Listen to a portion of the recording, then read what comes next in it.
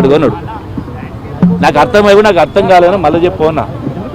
నీకు ఏం కావాలని అడుగు, ఏదైనా అడుగు, ఎంతైనా అడుగనడు. అప్పుడు నేను ముఖానికి ఏళ్ళు పెట్టుకుని చెప్పిన, నీవు 1000 కోట్లు పెట్టి కొనలేవు, నేను అమ్ముడు పోయే వస్తువును కాదన్నా. నీ కర్మపో వినాశకాలు విపరీత బుద్ధి అన్నాడు. టైం విల్ రిప్లై అని చెప్పిన. టైం విల్ రిప్లై నాట్ మేము చెప్పేసి బయటకు వచ్చిన.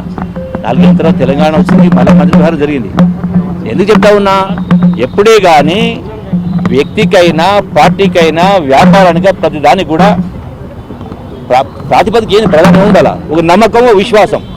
వీళ్ళు మాట్లాడితే కరెక్ట్ ఉంటుంది, మా అబద్ధాలు చెప్పరు, అట్లా ఉండాలి. కానీ నీకు కళ్ళెర కనపడతా ఉంటే 8 లక్షల కోట్ల అప్పు కనపడతా ఉంటే నేను కాదు పట్టినోడు పరక అంటే కాలు జల్లానంటే ఎవడు, పట్టినోడు పరక అంటే కాలు జల్లానంట.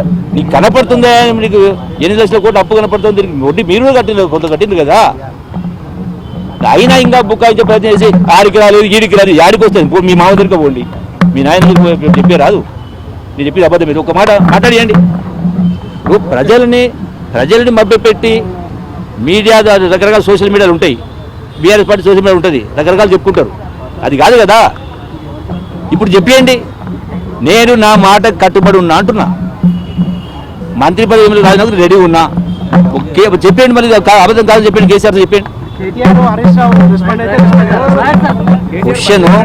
క్వశ్చన్ కేటీఆర్ హరీష్ రావు క్వశ్చన్ కాదు. కేటీఆర్ అయినా కేసీఆర్. నేను ఏమంటున్నా, కేసీఆర్ తోటి ఒక్క మాట చెప్పియండి అంటున్నా. ఇంత రాద్ధాంతం ఎందుకు? పోలీసులకు పని, మీకు పని, నాకు పని, పంత ఎందుకు?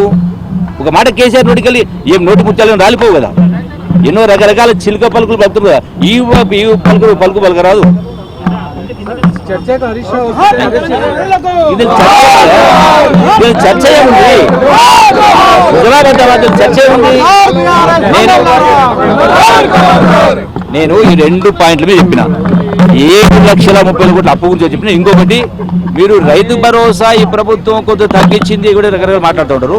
మీరు ఇన్ని లక్షల కోట్ల అప్పు చేసి కూడా రైతు భరోసా 2023 ఎమ్మెల్యే ఎన్నికల ముందు, బహుశా 2 నెలల 3 నెలల ముందు రింగ్ రోడ్డును 7,000 కోట్ల రూపాయలకు అమ్మి దానిలో నుంచి ఆ డబ్బులు వచ్చిన రోజే 5,800 కోట్ల రూపాయలు రైతు భరోసా ఇచ్చిందా?